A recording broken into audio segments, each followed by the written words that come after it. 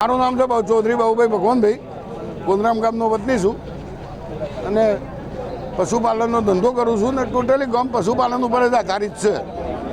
બીજો કોઈ ધંધો ખાસ છે ના. જેના પાસે જમીન વિહોણા ખેડૂતો છે ગરીબ, એ પણ પશુપાલનનો ધંધો કરે છે. જેવા કે ઠાકોર, બધા જ પેલો દેવી પૂજક. જ્યારે દરેકની આશા હોય કે ભાઈ આ નફો વેચાય તો અમને 5 રૂપિયા મળશે તો માગતા વળામાં આપશું, પણ ઓય નફો વેચાવાનો ટાઈમ થાય ગઈ સાલે 3 લાખનું દૂધ ચોરાઈ ગયું હતું. પણ આ વખત પશુપાલકોએ મળી અને બધાને રજૂઆત કરી કે ભાઈ બાબુભાઈ તમે તો બોલો. તો અમે પૂછ્યું કે ભાઈ આ 10 લાખની ઘટે નહીં આવી. તારે એમને કીધું કે ભાઈ 10 લાખનું દૂધ ઉડીશું વાઇબ્રેશનના કારણે. અમને તો મને એમ આવતું નથી.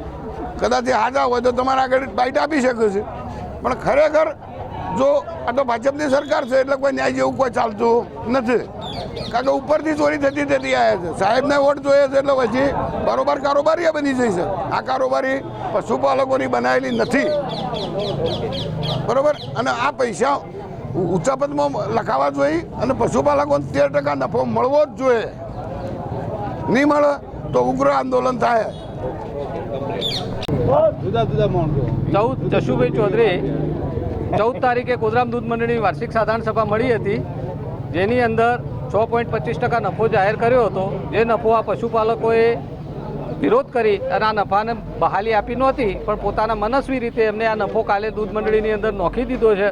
હવે અમારી માગણી એક જ કે ભાઈ નફો છે એ 10 થી 12% મળવો જોઈએ. એનું કારણ છે કે વડગામની અંદર 3 મંડળીઓ ટોપ 10માં છે, મુમનવાસ, વડગામ ને ગોધરામ. તો મુમનવાસ ને વડગામ 2 12.5 થી 13% નફો આપતી હોય તો આપણી મંડળી કેમ 6.25% નફો આપે છે? વાર્ષિક અહેવાલ આ મંડળી આપતી નહોતી. એક વાર્ષિક અહેવાલની કોપી લીધી તો એ કોપીની અંદર 11 લાખની ઘટ જોડવા મળી.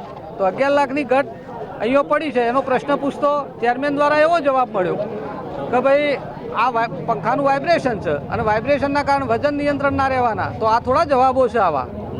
તો બનાસ ડેરીઓની ઊંડી તપાસ કરે અને અમારું પશુપાલકોને ન્યાય અપાવે અને અમારે 10 થી 12% નફો મળે. નવલબેન, ભાવ વધારાનું ગોધરામ ગામમાં અમારા ભાવ વધારાનું નુકસાન જ છે. અમોન 12% કી નફો 2000 અને દૂધ જ્યુસો 125% નફો આલે છે. અમારે નભા પૂછી હતી તે આ શંકર સાહેબ ઉજ્જો અમે પણ કહેવા માંગીએ છીએ અને અમારા ગામની ડેરીવાળાને કહેવા માંગીએ છીએ કે આ બૈરોન નભા પૂછી હતી ને એનો છોકરો મેલી અને કેળમાં ગાલી 4 વાગે ઢોર દોવા જોઈએ.